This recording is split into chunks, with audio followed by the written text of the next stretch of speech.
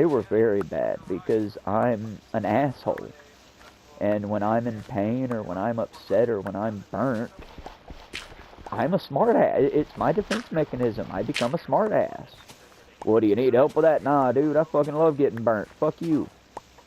Of course I needed fucking help. What the fuck you think? But it's cool. That's not me saying you're an asshole. Fuck you in particular, person. That's me saying fuck the situation. Life sucks. Eat a dick and die. Life's a bitch. Ever since I turned fucking 13, I've known life's a bitch and then you die. You try your best and you fight, but life is hard. Life is unfair. And no one is keeping the score. Which is what's horrifying about it. You want honesty. But y'all feel me there, I hope. We're still people.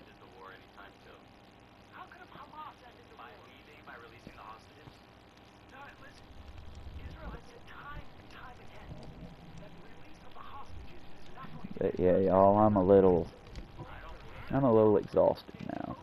That particular story was a little hard to get through.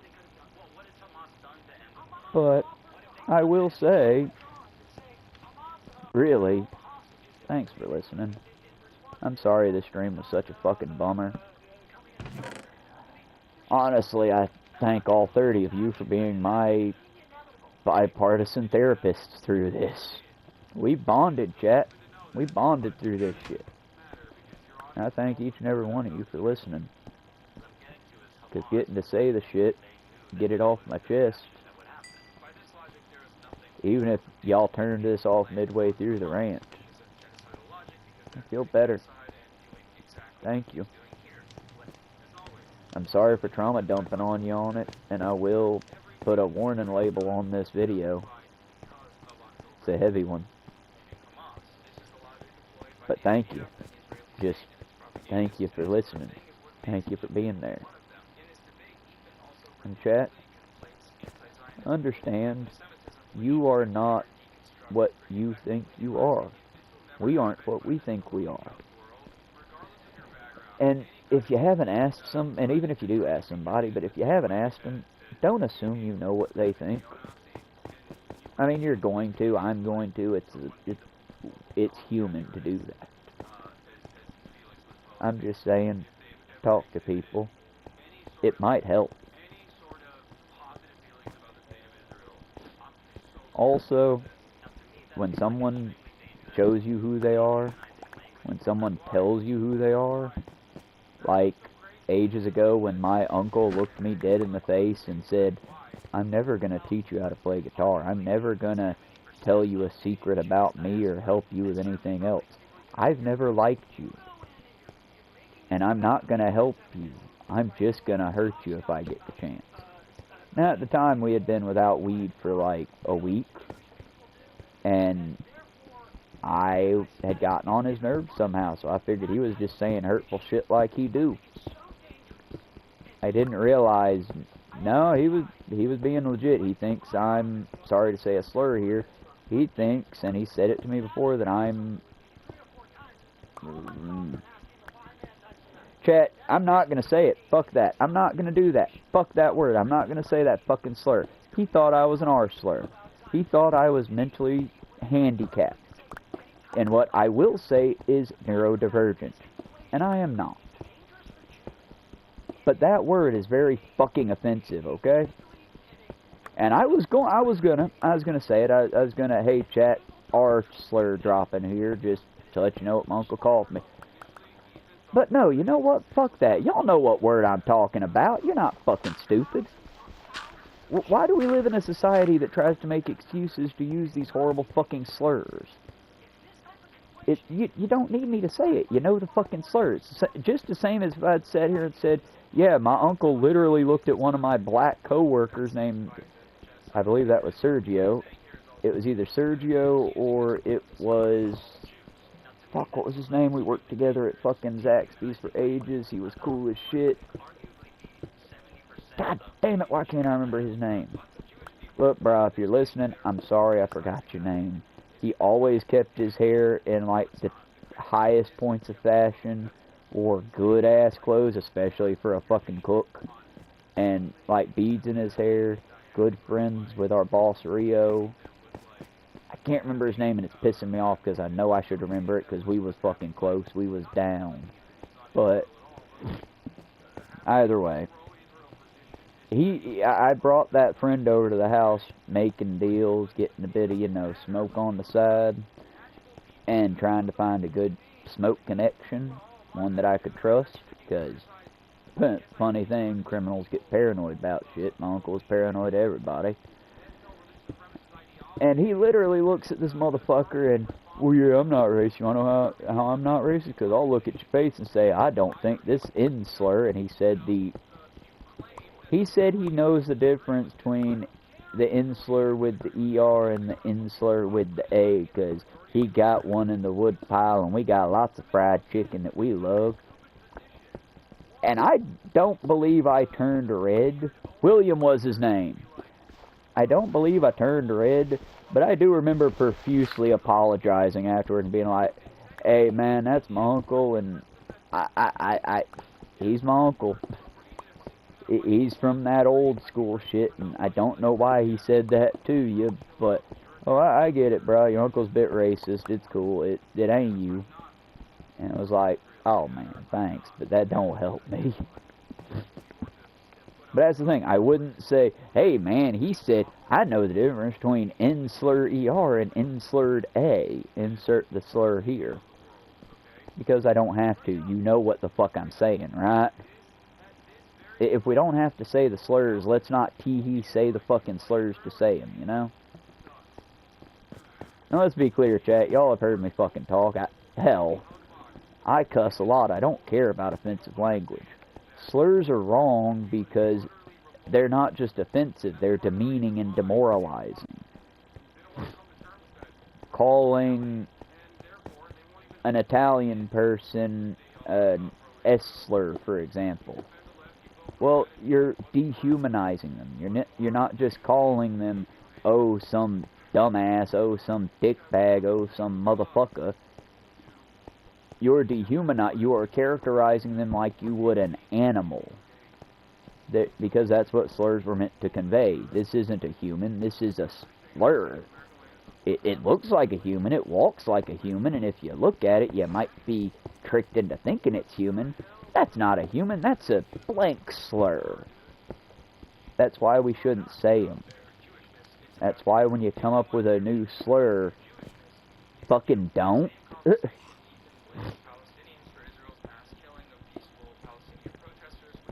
that's also the difference, ladies and gentlemen, in my opinion, between saying motherfucker, bitch, cunt. Sorry, I am no... But saying motherfucker, bitch, tits, cunt, shit, fuck, or twat, and saying, you know, N-slur, R-slur,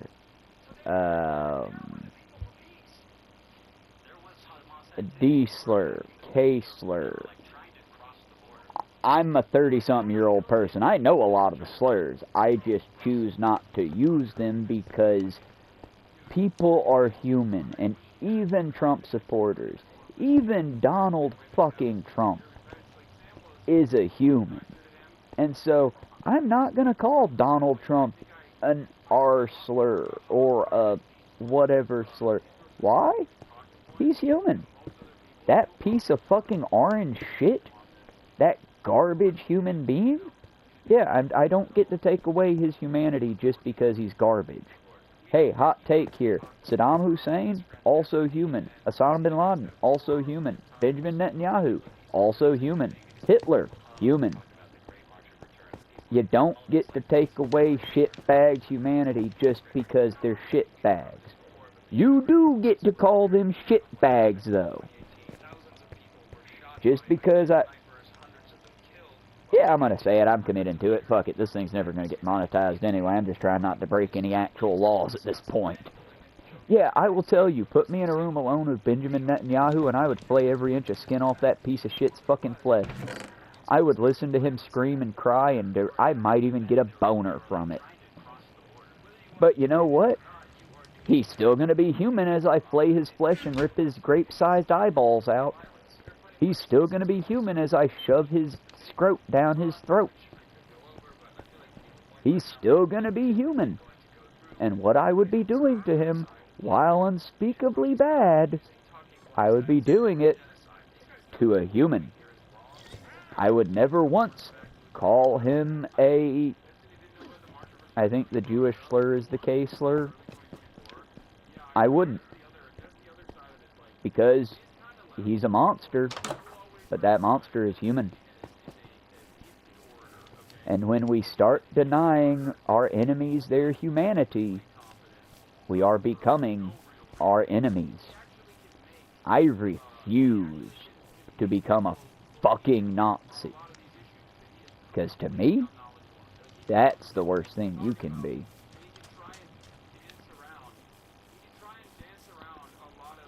But that's me, y'all. I've been on this for over an hour, I'm sure, and I'm positive y'all probably getting tired of hearing my voice. Like I said, I thank you very, very, very much for letting me trauma dump. I am going to put a warning label in here, and yeah, y'all, congratulations, meine Bruders. We've connected. Try to use it against me, and it'll never fucking work, because thanks, chat. You purged me of some of the pain that was in my guts, in my heart. I'm a little bit better now, thanks to y'all. I mean, I got some tears in my eyes, but y'all, I thank you. For years, I've been haunted by my mother's ghost. I think I'm ready to go to court and hopefully win my house back. Maybe, possibly.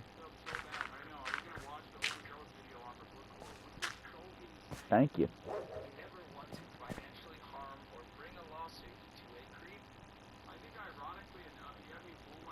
As I say, let me just double check behind me here, and I'm gonna go find a place to save, and we'll swap to something more fun. Let's find something frivolous and fun to do, because yeah, the quiet complacency and enjoyment of Minecraft is, well, I'm not gonna say this hasn't been fun. It has been to an extent. Not the trauma dumping part. That part fucking sucked, but you know. Purging pus from a wound often hurts, and then you feel better. An impacted tooth won't heal itself. You gotta pull that bitch. You gotta root out that canal. I know I just said something wrong and probably made a dentist cringe if any of you 30 plus are dentists. For the record, if any of you 30 plus are dentists, thank you. You guys are the real warriors and the real soldiers here in the war. Especially if you're one of those dentists that does the job for cheap because you know nobody can afford your career.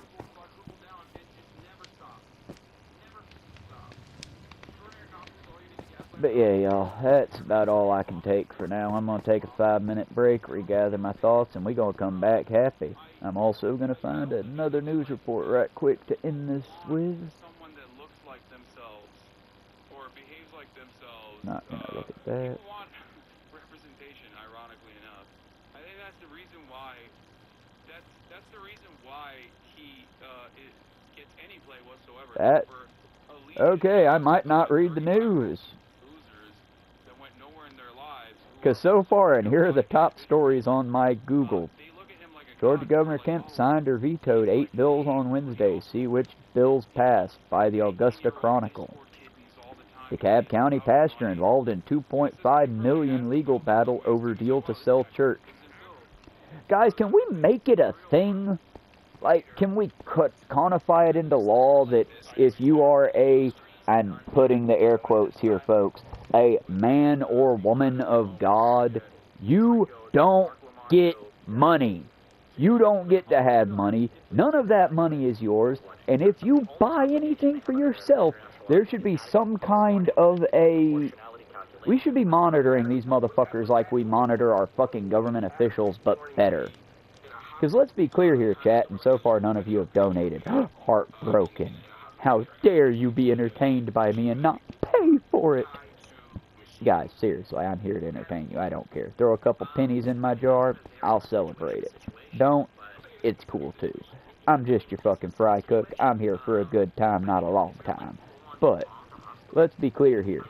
If y'all were paying me $2.5 million, you built me a building to do this from, guys, what the fuck, you know? This man is getting an illegal allegation for $2.5 million because he stood in front of a group of people. I might be able to make a bid. Because he stood in front of a group of people once a fucking week, 3 times a week if he's a hard-working one, and just shit out his mouth hole at you. I mean, just shit out his mouth hole at you for maybe an hour to 2 hours, 3 days a week, and then checked in on you with a team's effort. And you're paying him $2.5 million for that. Chat, I wake up at 12 o'clock every fucking day whether I want to or not because my body's on this rhythm. And on the days that I work, I wake up at 12 o'clock, do 20 to 30 push-ups, walk 5 miles if I can't get a ride, and then cook food for 6 to 12 hours. Chat, I can't afford nicety. I can't afford a PlayStation Premium account. This motherfucker read a book to a bunch of people that can't fucking read 3 times a week. And made $2.5 million. I'm sorry that was so loud, guys. I hope that wasn't so loud in your ears. But I hope you're just as upset as I am about that. And for the record, I'm not anti-priest. When I lived at 28 when I lived at 53 Sequoia Trail, the house I'm battling for right now, I lived 2 doors down from a priestess, Miss Gloria. She writes religious books, and she ran a small church that she still runs. Guys, the reason I don't carry this level of fuck you for Miss Gloria is because, yeah, she had a nice garden, yeah, she had a nice yard, but she also would come around sometimes and give us food. She gave food to her church members when they needed it. She would talk to folks. Hell, right now, if she's listening in on these, I'm sure I'm going to get a phone call to, hey, baby, how you been doing? You okay? I don't have a problem with Miss Gloria because she's profiting, and I don't like that, but she's putting in the work. She's gardening. She's taking care of old people. She's being a, not pillar of the community, but a piece of the community, you know? I can do that. She ain't diddling no kids. She ain't got 15 cars in her driveway and 3 houses on the down low. She ain't got 2 hidden families and 19 kids. And for the record, do the scavenger hunt, kids. All of these things I'm mentioning, court cases, preachers and priests and pastors, and yeah, this is all things that have happened that religious figureheads have done. But not all religious people. I'm not saying go attack your local church here, folks. Some of them be good. I just don't like the doctrine because it leaves it open for this. Heartbroken families call for accountability after pet's adverse reaction to popular medication. 11alive.com. These are just headlines. These are just the headlines. But the picture is 6 dogs, all of which of varying degrees of sickness, one of which appears to be dead. Georgia attorney sentenced to 16 months for role in $1.3 billion tax fraud scheme. Robert Irwin weighs in on the 100 men versus 1 gorilla debate with the best popular... You know what? We'll go with that one because Jesus fucking Christ. Upworthy. Before, for sake of the internet, I will tell you my take on this. Chat. If a gorilla charges you or does that whole, I'm going to try this and probably hurt my chest. I don't have tits, so let's try it. Listen up. If a gorilla does the chest beat and charge you, here's my advice from I read a lot of zoology books point of view. Drop to your knees like you're in a fight. Drop to your knees like you're trying to punch this thing in the dick. And then take your head, put your hands behind your head, and make a ball. Out of your body, make a ball. If it's not, a gorilla that's been raised in captivity. If it is a wild mountain gorilla or wild flatland gorilla, it's gonna thump you. It's gonna feel like you got hit by an adult. But it's gonna thump you once. And if you cry out, or you just flatten out, or you stay in the ball, it's gonna thump you once, and then probably grunt, roar, thump some more. Possibly hit you with his penis, which will be weird and awkward, but then walk away. Gorillas, despite the huge stature and way they is, are real chill animals, guys. I mean, they're 800-pound herbivores. Now, again, if it's been raised in captivity, that's very different. If it's a teenager, I don't know much about teenage gorillas, but I'm pretty sure it's the same rules. Now, from the Upworthy, Animals and Wildlife, from my Google News feed, Robert Irwin weighs in on the 100 men versus 1 gorilla debate with the best possible answer. In the most Irwin way, he turned the vital question on its head.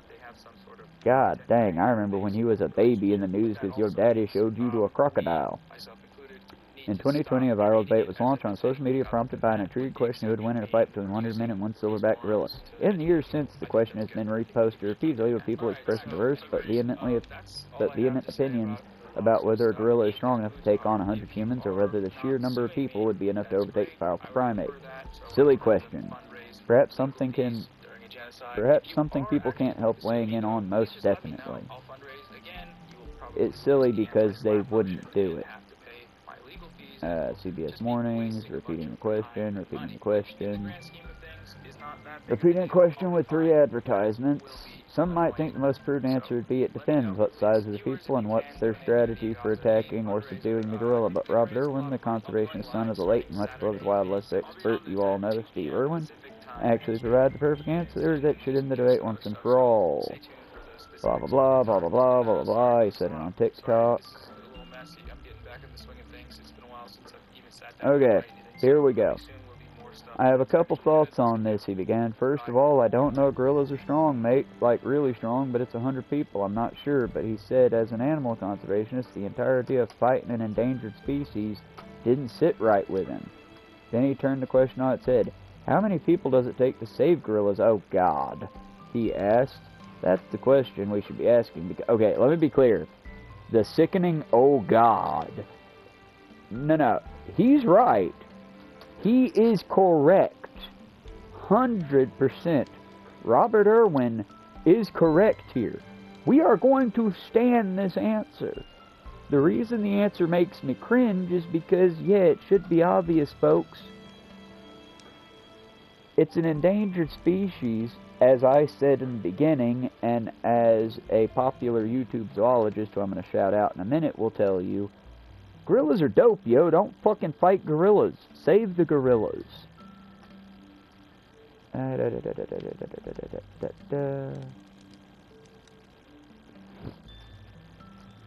Most of the time they're pretty chill. Yes, they're really powerful.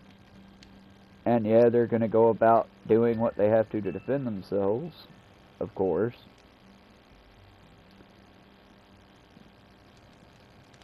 But yeah, it's the real masculinity, lover, not a fighter. The real masculinity is lover, not a fighter. People loved Irwin's take, the way he turned the question on its head from fighting gorillas to saving them. Well, that's the thing, guys, and that's something that I don't think enough people realize, is, I'm not reading any further on this one, but because it mostly just repeats itself about a dozen more times. Robert Irwin had the correct answer here, and the reason why? Guys, seriously, it's... masculinity is strength. You want to know who was strong at Thermopylae by the 300 movie standards?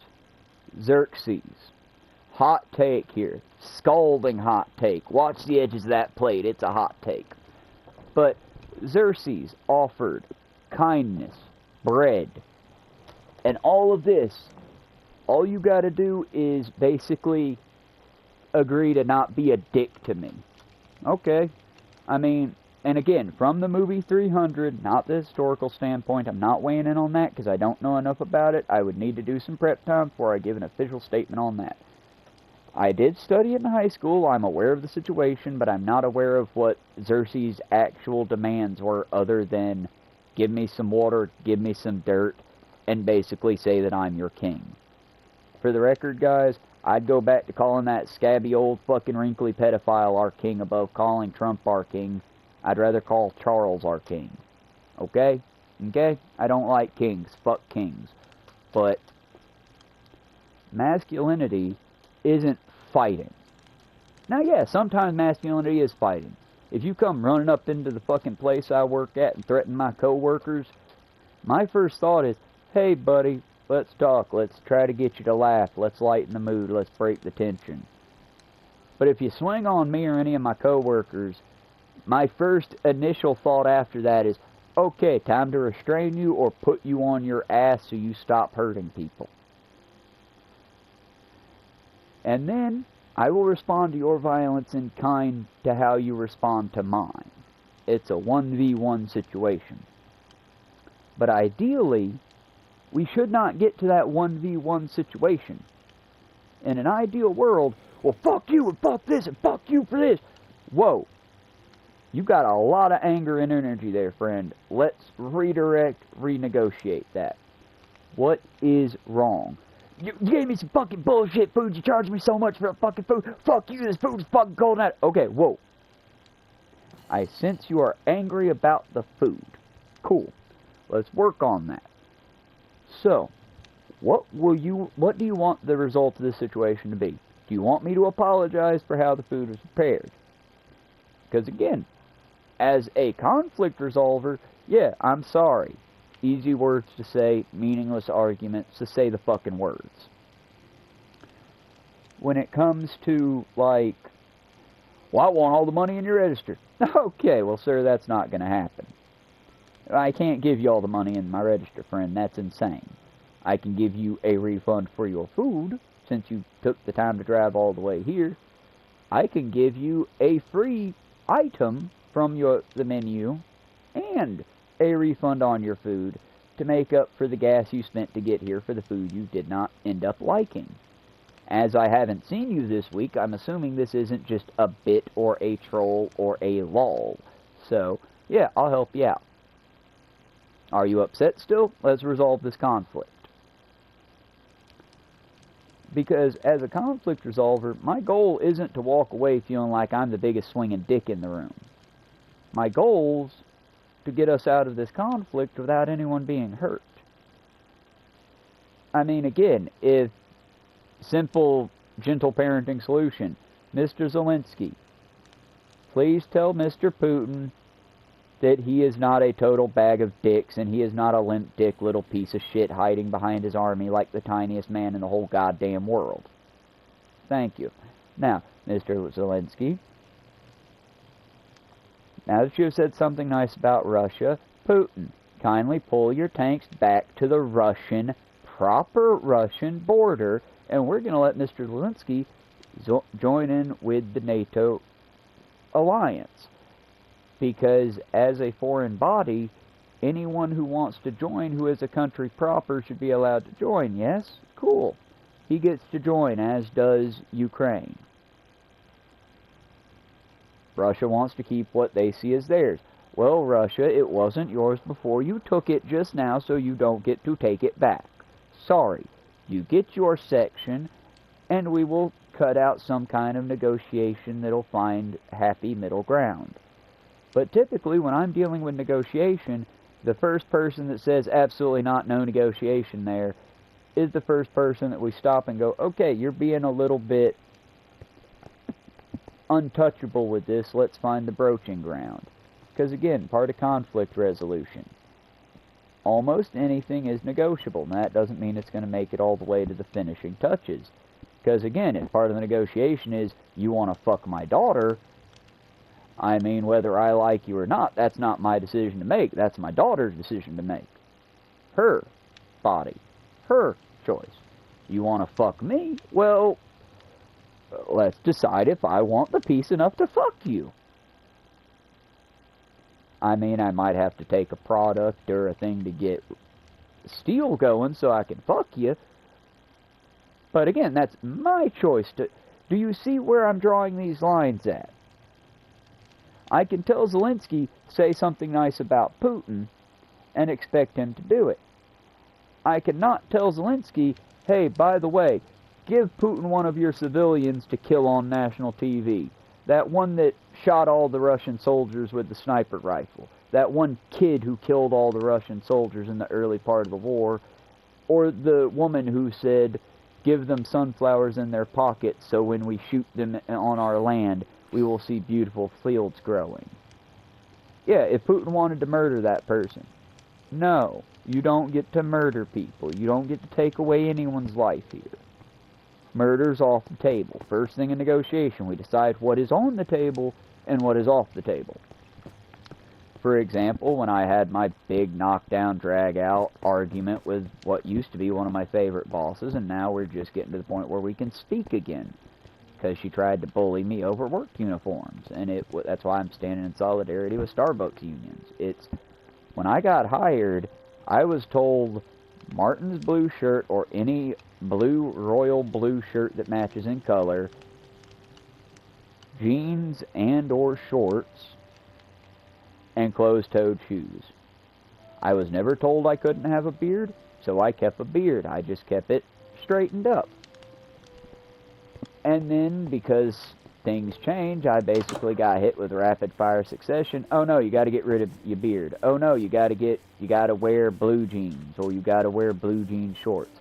Oh no, and instead of, hey, this isn't what we signed on for, I'm going to negotiate with you and either adjust your pay, give you an added dividend that we're allowed to give you, maybe make it a conified, hey, Travis gets 4 pieces of chicken, 1 for each of his pets every time he leaves, because he has now chosen to get rid of things that he shouldn't have had to get rid of for the job. These are just negotiations that could be made, should be made, but instead, your negotiation tactic is, I don't understand why you're being such a bitch about it. Everyone has to wear uniforms. Everybody has to buy uniforms. Money is important to them. Well, boss, you own a house and you own enough trailers to actually rent things out. Our big falling out came because she played songs that my mother would play all the time around the time that my mother killed herself, and every time that I would try to vocalize, hey, can we please just listen to something, anything else, I'm about to fucking cry, I'm having a nervous breakdown, can we please just anything else, all I got told was, I don't understand why he's so upset about fucking music. It's just music. And as I got aggressive, because well, no, you don't. It's not the music that's bothering me. It's that I directly associate the song One Headlight with my mother's death. Oh, it was so long ago, I don't remember when. That's when I think I lost my only friend. My mother was one of my only friends in this shithole state. My sister has moved away. John, my high school friend, is no longer a friend. Brett, a high school friend, doesn't live close enough to ever get to visit, so we occasionally get to chat. He might be one of the 30. So, Kun, if you're one of the 30, give a shout out in comments. Brother, I love you and I miss you. But my mother was my only friend and she fucking died. I didn't want to hear the Wallflowers put my pain to words for the 9th time while I'm ripping my asshole out to try to make food for a bunch of self-righteous dickweeds who voted for Trump and who directly want me and mine to suffer and be put in gulags. I'm a complicated motherfucker, bitch. It was simple enough to just say, hey, my mother committed suicide and this is the soundtrack of her suicide. Can we please listen to anything else? Well, what do you want to listen to? Early 2000s rock hits, 2010 rock hits, 2020 top charts, hot hits of Vietnam, anti-war songs, Seth Scoggins, Dropkick Murphy. I mean, I was naming bands, I was naming genres, I was naming times. I was just asking, hey, can we not listen to the top hits of the early 90s because that was like my mother's main jam and they remind me of her, which makes me emotional. And yes, sadly, I'm a weak, pathetic man, even at almost 40. When it comes to my best friend killing herself, I'm still a little upset.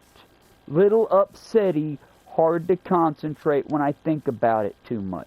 Right now I'm able to do it and talk about it because like I'm in my happy place. This is a happy place, isn't it? But it's like complicated emotions, difficult to process. And it seemed like the more I tried to find, well, Donna, try to think of it from your perspective. What if you found your mother dead and these were the things playing as background noise when you did that?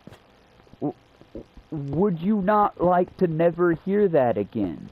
Or slowly hear it and slowly process to where you can work with it? I just don't understand why you're so upset with music. I just don't understand. I just don't understand. Make it make sense. You're so entitled. It's like, no, bitch, it's just a simple fact. Headphones exist. Why don't you put in headphones? Then we can all listen to our music. And no one gets traumatized by death that they had to suffer through. Wouldn't that be cool? I don't know. Maybe I'm just better at conflict resolution than a manager that's been there for years on end. Maybe because I look at people as people and not just tools. But then again, I don't know. I'm getting heated and Donna ain't here to defend herself. It ain't fair. That's the point, though. At least I'll say the shit to her face. And any day that you want to work our shit out, like she's going to watch a video stream. She would never watch any of these. I promise you that. But in case word gets back to her from somebody who did, Jesse, here's the thing. Donna, I'm not upset with you anymore. I'm upset with what you represent. I'm upset with the situation. But I'm mostly just upset with evil capitalist America. And I'm upset because you're letting an evil capitalist country hurt you and me and everyone else. And that you would sell me, you, everyone down the line for another bottle of liquor and another chance to just get to chill. If you're willing to sell out your countrymen's very lives and health for comfort, you deserve no comfort. But that's not an anger at you, because that's not a you thing. That's an American thing. Especially Americans of a certain age range. But let's face it, you're never actually going to listen to this, and you're never going to fucking see me as a human. Because as you told me and confided in me years and years ago, about 2 years ago, years and years fits, not being melodramatic there, I guess, but as you told me about 2 years ago, once you write someone off, once you get upset enough with somebody, you just put them away. You're done with them. It doesn't matter. They could save your life, and you still wouldn't fucking care, because they've shown you who they are. Well, yeah, I called you a bitch, and I showed you who I was. I was upset. And when I'm upset, as per my fucking medical condition, I don't think. Brain go shut up. Brain go shut off, shut up. And I don't think ahead. Christ's sake, I've eliminated so many friendships because of toxic, explosive anger, and it's not a strong suit, for the record, folks. I'm not here telling you, yeah, man, be angry, fuck them. No, guys, that's me being a weak man. That's me being pathetic.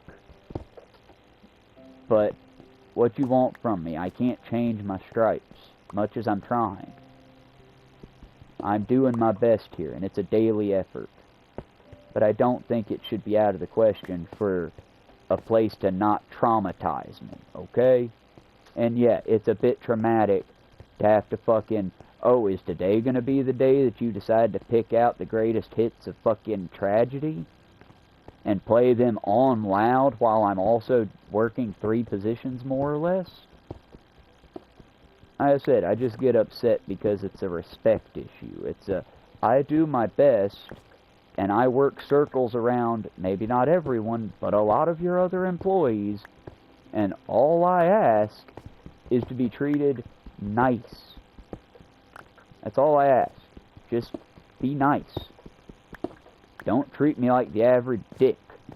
Treat me like somebody who's been here when you needed them. Treat me like someone who's come in when you've asked me to come in, whether I've wanted to or not. Treat me like someone who hasn't called out unless I was both shitting and vomiting. Rather than someone that literally calls out because, oh, it's raining today. That's all I ask. I'm not, like I said, and I sense that maybe they got a little upset when I pointed out that it's bullshit paying $10 an hour to expect someone to work themselves to death on a biscuit station plus dropping food. Maybe they got upset by that. That wasn't at them, that was at Martin. That was at Senor Martin. Our fearless leader who I've never fucking seen. Who gets to live in a McMansion while I might or might not get to live in a trailer. That's my problem. My problem is the people who will dick ride for somebody who would literally let them die over someone who will fucking give you the literal shirt off your back. But I mean, big surprise there, folks. Shit. I left Zaxby's, a place that I worked at for literal years, because some little punk-ass teenager kept calling. I can say this one, that's like the black folks using the N slur. It's a slur still, but it's a slur that I'm taking back. Because some little fucking fat piece of shit southern kid kept calling me a goddamn faggot. And I asked him nicely not to, told him it was fucking offensive, and if he kept doing it, I was going to box his goddamn ears. Well, go ahead and hit me. My daddy will make sure you get put in prison. I don't know how old this kid is, so fuck, he makes a good point. So I went to management, and I'm like, hey, this kid keeps calling me a slur, would you stop it? I mean, if we catch him doing it, sure. But we gotta catch him saying it to your face, and we gotta catch him, like, in the act. And then he did say it in front of the bald dude. I think his name's Charles. We gave him a cat. But I think his name was Chucky or Charles or something like that. Either way, he called me a faggot right in front of him. And, yeah, it was... I looked dead at the would-be manager, and I'm like, okay, he said it. He said it right in front of you. You're going to send him home? Well, we do got a rush going on right now. Oh, fuck you and fuck this. I'm out. That was exactly how the fuck I left it. Now, if Zaxby's would ever like to make it right, I'll make it. I might be willing to come back. I ain't gonna be no fucking temp worker. Ain't gonna be no goddamn hourly employee, because I see how you treat them. But hell, I'd be willing to come back to the people that got the sauces. If the people would be, you know, better. But then again, you know, they're not homophobic. They've got gay members of management that will cover this shit up for them. That's it. It's right to work is a stupid fucking rule that breaks the very purpose of people. Governor Kemp and all the other assholes can pretend like it's better for the worker to have a right to work state. It isn't. It's them finding a way to make it to where they can basically clear out any voices of dissent easily and without problem. Because again, they can fire you for any reason unless they are stupid enough to actually put down a non-fireable reason, like, for example, well, I mean, he was fat and ugly, and we can't have a fat, ugly person running our front of house. Okay, well, you can't fire somebody for being ugly, man. You can't do that. You can fire them for cussing at a customer. You can fire them for being mean, but you can't fire them for being not pretty. Well, they wouldn't put that down. They would put down, well, he wasn't quite fast as everybody else, and we needed to downsize. Guess what? Here in America, that's more than enough. You're good to go now. You're covered. It's why I mock my country so goddamn much, because we're a goddamn joke. And the day, the hour, the moment we stop being a fucking sad joke, I'll stop mocking us like the sad joke we are. But until then, we're just as sad and funny as my coworker who salutes non-fucking sergeants. Okay, that was a little bit of a low blow. I'm sorry, that was mean. Kids just trying to be nice, but it's like, dude, you're not... If you want to go join up, go join up. Stop being a fanboy, for fuck's sake. And for the record, I'm not rah-rahing the military there. I'm pro-soldier, anti-military, if that makes sense. You're stuck in a fucky situation, and I'm sorry you're stuck there. It's wrong that somebody put you there. That being said, I can't really support what you do. But I do support the right to consider you as a human, unless you're a Nazi or an IDF soldier. No, honestly, I hope every IDF soldier gets horrible, horrible PTSD and fucking, you know, unsubscribes. Because I'm sorry, you can't be a part of a genocidal army and be cool. Not how that works. And before any of you, well, you're one of them queer folks and they would throw you off a roof. Sure they would. The IDF would also throw me off a roof. Or they would blackmail me because of my queerness and then, you know, oust me to the people who would hurt me if I don't do everything that they say. And really, if we're going to split hairs, which I'm going to do here, what's the worse of the two? I mean, don't be homophobic. That's a stupid fucking stance to take. But I would rather you're homophobic because you're stupid and you don't have a grasp of it because your Bronze Age sex manual tells you gays are bad. I can work around and with that eventually. You know what I can't work with? The person who's going to kill me because I'm gay and they can take advantage of that.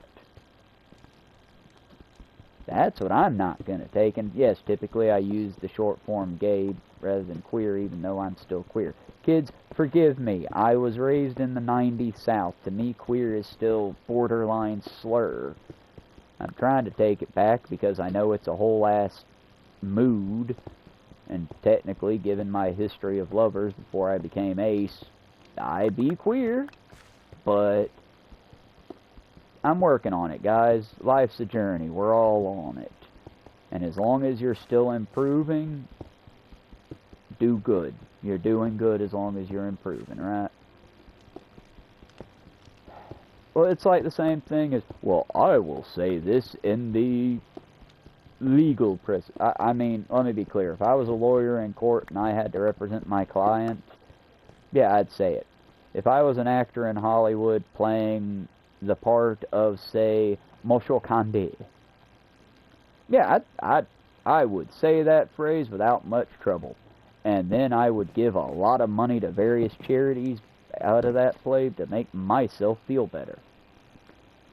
But, that being said, I would still say it without making everyone wait for hours for me to feel better with my white fragility to say it. Because, yeah, not to give Matt Walsh any water, it is just a fucking word. It's what's tied to that word that makes it context-wise.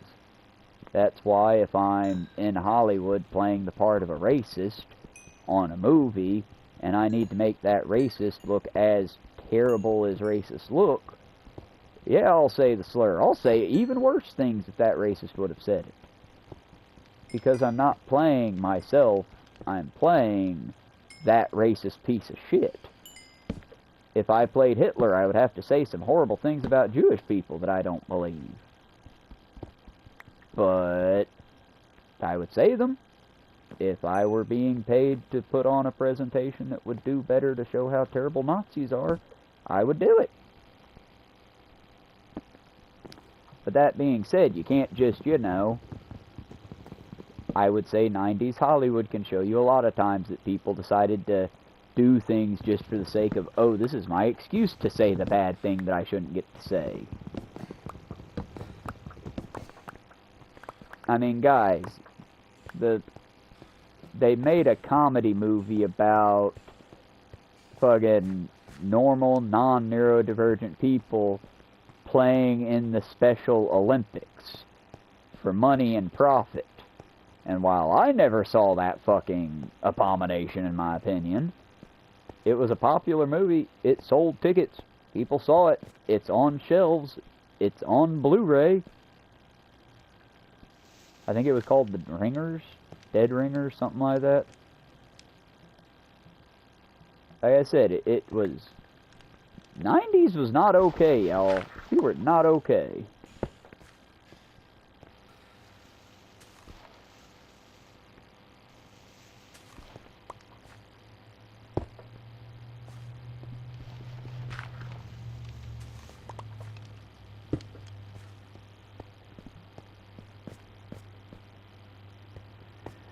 But yeah, it's now day 31. I've gone far enough from the trauma that I don't think it's as trauma dumpy. Again, y'all, anyone that was here to listen to that and stuck around, I thank you very much for that.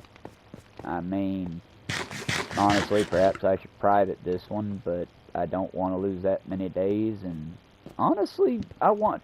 You know what? In a world of so many people being just, hey, pick me, pick me, pick me, don't pick me. Please don't pick me because of the trauma dumping. But do please feel free to stick around. And do please feel free to, in comments, or if you chat with me later when we have a chat. I mean, I'll tell you if you're going too far and bringing down the mood, but feel free, guys. Part of masculinity is being open and honest. And the coward that said boys don't cry, bitch, men cry like anyone else. It's an emotional reaction. Your emotions are not a weakness, they are a strength. They only become a weakness when you hide them from yourself. Otherwise, emotions are a part of you. Now, I'm not saying cry everywhere every day and fill the world with tears, because literally every day we're killing hundreds of thousands more children, and that is not okay. But at the same time, if that's what you gotta do, honey, it's okay. People should understand that.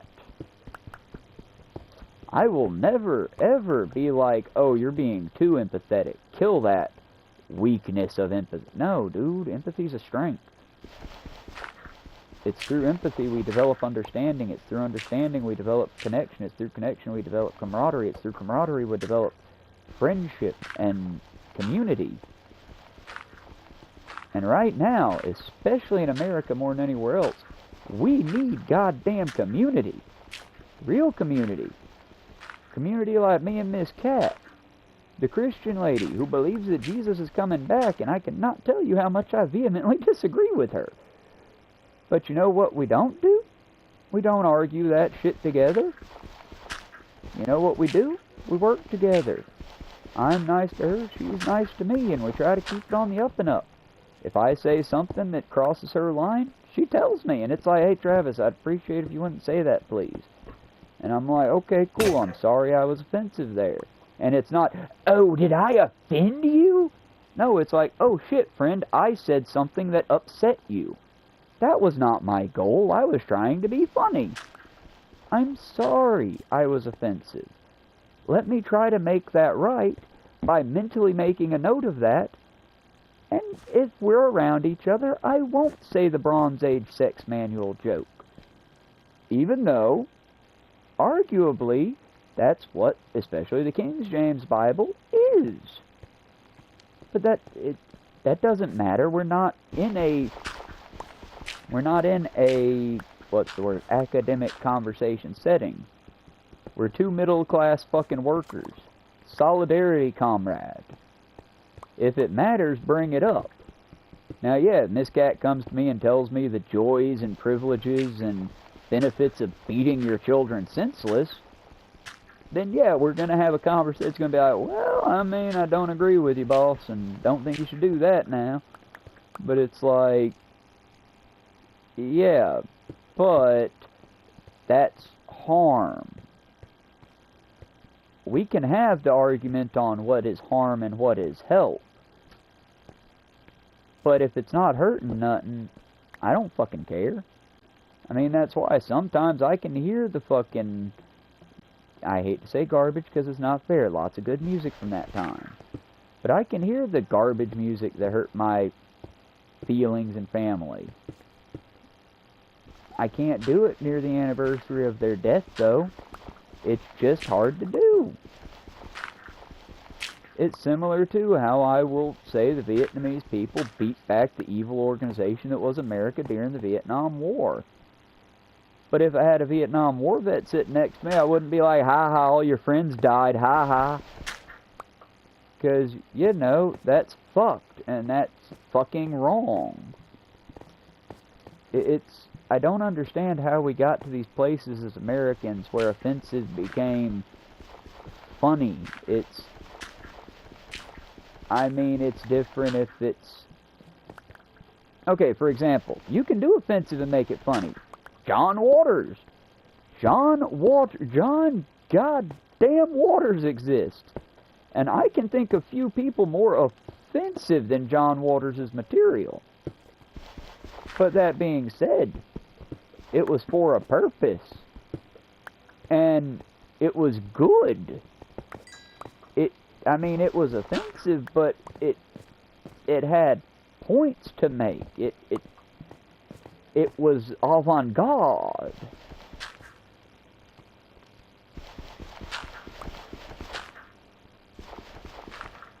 Like I said, Chad, it's just, I feel like as a society we need to work on growing. We need to work on doing better.